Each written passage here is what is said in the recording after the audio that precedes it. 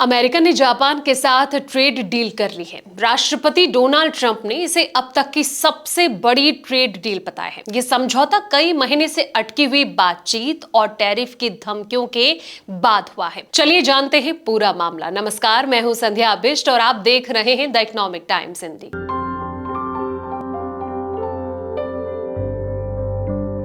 Deal के मुताबिक Japan America में 550 अरब डॉलर का निवेश करेगा। इस निवेश पर अमेरिका को 90% जो है वो मुनाफा होगा। जापान के सामान पर अमेरिका में 15% टैरिफ लगेगा। साथ ही आपको बता दें कि जापान जो है वो अपने देश को अमेरिकी कंपनियों के लिए खोलेगा। इसमें कार हो गया, ट्रक हो गया, चावल और कुछ अन्य कृषि उत्पाद और अन्य चीजें जो हैं वो शामिल है। ट्रंप ने अपने सोशल मीडिया प्लेटफॉर्म यानी कि ट्रुथ सोशल पर लिखा कि हमने जापान के साथ एक बहुत बड़ा समझौता किया है। शायद ये अब तक का सबसे बड़ा समझौता है। जापान मेरे कहने पर अमेरिका में 550 डॉलर का निवेश करेगा। इससे अमेरिका को 90% मुनाफा होगा। इस समझौते से लाखों नौकरियां जो हैं वो पैदा होंगी। ऐसा पहले कभी नहीं हुआ। ट्रंप ने यह भी कहा कि सबसे जरूरी बात यह है कि जापान जो है वो अपने देश को व्यापार के लिए खोलेगा, जिसमें कि कार और ट्रक और साथ ही चावल, कुछ अन्य जो कृषि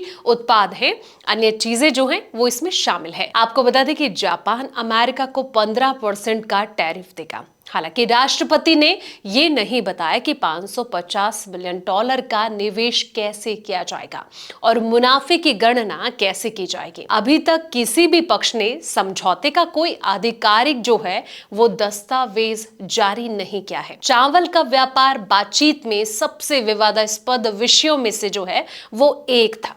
कुछ हफ्ते पहले ट्रंप ने ट्रुथ सोशल पर लिखा था कि वे हमारा चावल जो है वो नहीं लेंगे और फिर भी उनके पास चावल की भारी कमी है। जापान अमेरिका के सबसे जरूरी व्यापारिक भागीदारों में से एक बना हुआ है। ये 2024 में आयात का 5वां सबसे बड़ा स्रोत था, जिसने कि अमेरिका को 148 बिलियन डॉलर का सामान भेजा। इसमें कारें, ऑटो पार्ट्स और साथ ही औद्योगिक मशीनरी शामिल है।